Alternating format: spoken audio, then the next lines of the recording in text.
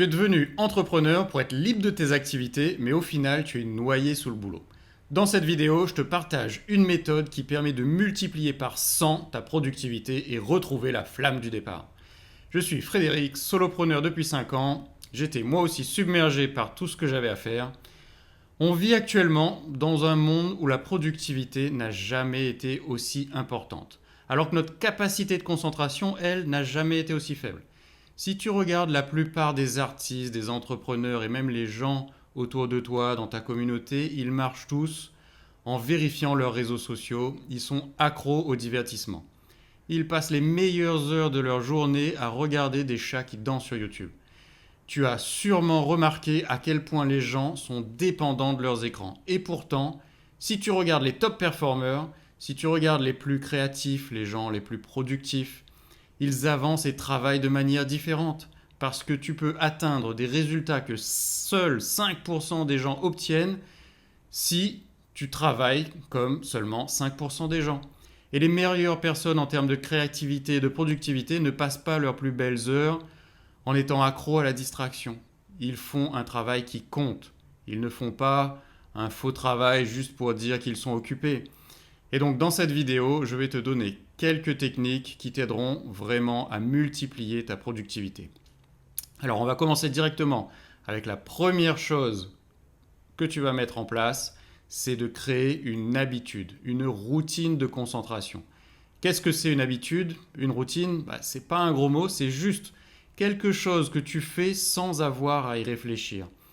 C'est assez simple, tu verras. Dans les prochains jours, commence ta journée par 1 heure de deep work, du travail sans distraction sur ton activité la plus importante. Tu vas travailler sur la chose la plus importante qui a un impact sur tout le reste de ton travail. Si tu regardes bien, ce n'est pas ce qu'il se passe généralement.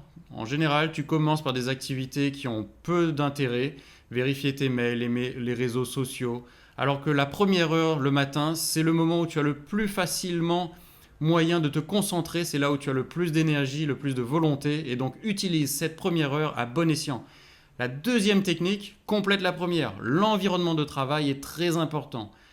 Et si tu ne prêtes pas attention à ton environnement, tu seras facilement distrait. Il y a du bruit, il y a un téléphone qui sonne, peut-être qu'il y a des personnes qui parlent dans la pièce, peut-être que tu es dans un environnement où tout est désordonné tout autour de toi. Ce que je te propose, c'est de créer un environnement propice à la concentration.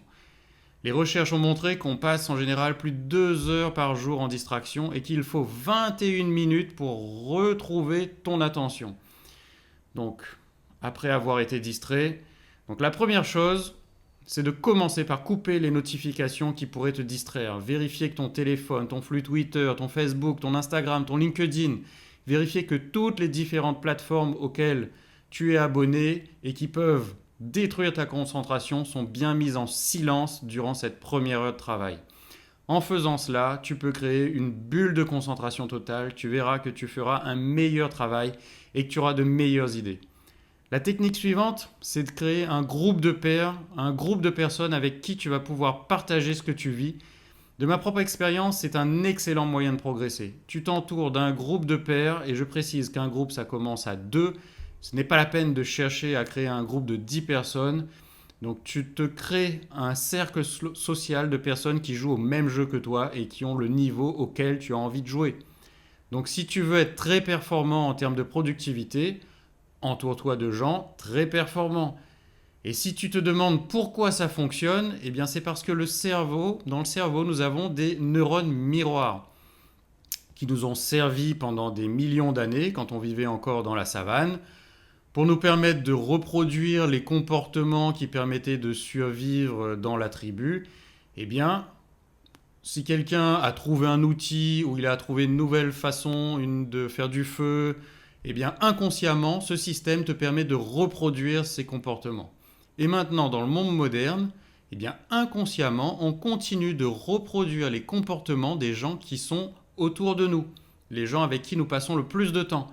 Donc si tu côtoies des gens qui se victimisent, eh bien, tu commenceras à te comporter comme une victime. Si tu es entouré de gens qui se comportent comme tu aimerais te comporter, eh bien, inconsciemment, tu commenceras à te comporter comme eux. Et donc, Si tu t'entoures de personnes inspirées, de personnes optimistes, des gens qui veulent faire du bon travail, des gens qui veulent être ultra productifs, juste en étant autour d'eux, ça te permettra d'adopter une nouvelle énergie, une nouvelle façon d'être. Et enfin, la dernière chose pour développer ta productivité, c'est tout retirer, tout ce qu'il y a de superflu dans ce que tu fais. Le but n'est pas de faire plus, mais de faire mieux. Ce que je t'encourage à faire, c'est d'adopter un état d'esprit minimalisme. Le secret du génie, ce n'est pas la complexité, mais la simplicité. Si tu regardes un Picasso dans n'importe quelle industrie, ils n'ont pas rempli leur journée de travail, leur vie personnelle avec beaucoup de choses. Ils ont rempli que de quelque chose bien choisi. L'idée est de se focaliser et d'être un top performer dans quelques domaines seulement. Si tu regardes n'importe quel grand artiste, n'importe quel grand entrepreneur, les grands auteurs qui ont accompli, ou les gens qui ont accompli des grandes choses dans l'humanitaire, ils étaient concentrés sur une chose, et c'est cette forme de minimalisme qu'il faut adopter. Peut-être que cette année, plutôt que d'avoir 50 projets que tu souhaites atteindre en étant au plus haut niveau, eh bien peut-être en choisir 3 cette année. Plutôt que d'avoir un millier de nouveaux amis sur Facebook, eh bien peut-être aller approfondir, développer 3 très bonnes relations. Cette année peut-être, ou dans les prochains mois, au lieu d'essayer de lire 50 livres, pourquoi ne pas se concentrer sur un seul livre? Et pourquoi ne pas étudier une grande autobiographie? C'est peut-être la biographie d'Isaacson sur Steve Jobs, c'est peut-être l'autobiographie de Nelson Mandela ou de Martin Luther King. Je t'encourage vraiment à adopter cet état d'esprit. Cherche à retirer ce qui est superflu et à revenir à l'essentiel. Même dans ta maison, même dans ta vie professionnelle, juste quelques projets, même pour tes clients, concentre-toi sur les clients les plus importants. Et surtout, sur tes journées, concentre-toi, concentre-toi, concentre-toi sur ces quelques priorités et lorsque tu te retrousses les manches, va au fond des choses et investis ta concentration, ton énergie et ta volonté sur ces quelques éléments. Je t'ai fait un résumé de tout ça. Pour l'avoir, tu cliques dans le lien dans la description. Merci de m'avoir suivi jusque-là. Et si ça t'a plu, eh bien, je t'invite à mettre un like, t'abonner, faire sonner la petite cloche et on se retrouve dans une prochaine vidéo.